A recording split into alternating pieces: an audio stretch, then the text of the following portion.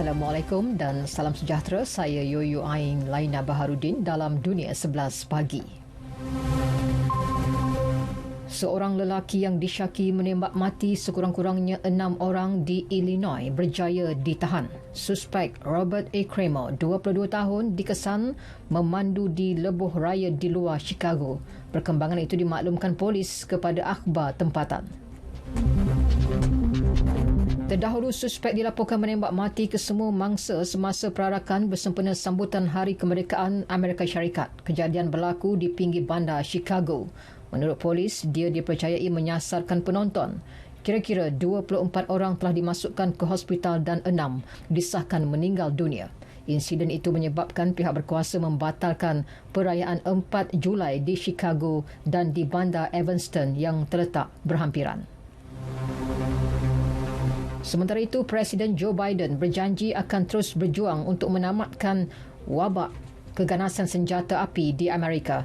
Biden berkata beliau dan isterinya Jill terkejut dengan keganasan tidak masuk akal yang sekali lagi membawa kesedihan kepada rakyat Amerika pada Hari Kemerdekaan. Tegasnya, beliau telah menandatangani langkah kawalan senjata api menjadi undang-undang pada akhir bulan lepas, namun masih banyak usaha perlu dilakukan. Ketua Rampasan Kuasa Sudan Abdel Fattah al-Burhan mengumumkan pihak tentera akan memberi laluan kepada kerajaan awam. Menurut beliau, tentera tidak lagi akan mengambil bahagian dalam rundingan nasional anjuran Pertubuhan Bangsa Bersatu dan Blok Serantau. Sebaliknya, memberi ruang kepada kuasa politik, pejuang revolusi dan kumpulan nasionalis untuk membentuk kerajaan awam.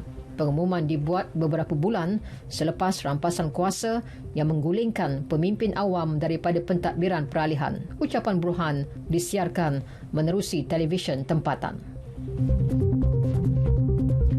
Pembinaan semula Ukraine yang dilanda perang dijangka menelan kos kira-kira $750 bilion Amerika. Perkara itu dinyatakan Presiden Volodymyr Zelensky menerusi mesej video dalam persidangan pemulihan Ukraine di Switzerland. Menurut beliau, pembinaan semula Ukraine bukan tugas sebuah negara, tetapi tugas bersama yang dikongsi seluruh dunia demokrasi. Ia merupakan sumbangan terbesar kepada keamanan global.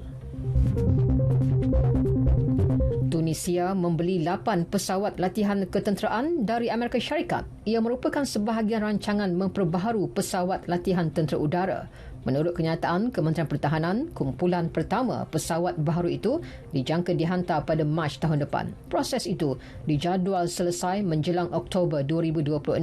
Sebahagian besar pembiayaan perjanjian dibuat melalui geran Amerika. Selebihnya dibayar Tunisia. Itali mengisytiharkan darurat di 5 wilayah utara hingga 31 Disember depan.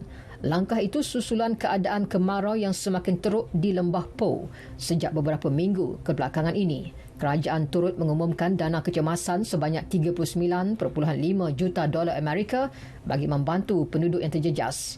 Lembah Po yang dilanda kemarau terburuk dalam tempoh 70 tahun menghadapi gelombang panas luar biasa lebih awal daripada biasa selain kekurangan hujan. Lembah itu mempunyai takungan air bersih terbesar di Itali yang kebanyakannya digunakan untuk pertanian.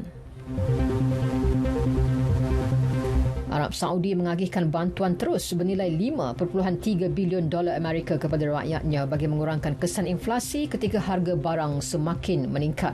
Menurut laporan media rasmi, separuh daripada jumlah itu melalui pemindahan tunai terus kepada akaun keselamatan sosial penerima. Arab Saudi, pengeksport minyak utama dunia, tidak terjejas teruk akibat inflasi seperti negara lain di rantau berkenaan. Indeks harga pengguna terkini menunjukkan peningkatan tahunan sebanyak 2.2% pada bulan Mei, dengan harga makanan dan minuman naik 4.2% dan 4% untuk pengangkutan. Sukan bola sepak. Christophe Galtier dilantik sebagai pengurus baharu juara Ligue Ligue 1 Perancis Paris Saint-Germain dengan kontrak selama 2 tahun. Pengurus berusia 55 tahun itu yang mengendalikan skuad pesaing PSG Nice dalam saingan musim lalu menggantikan Mauricio Pochettino. Galtier dijadual menghadiri sidang media pertamanya di Stadium Parc des Princes hari ini.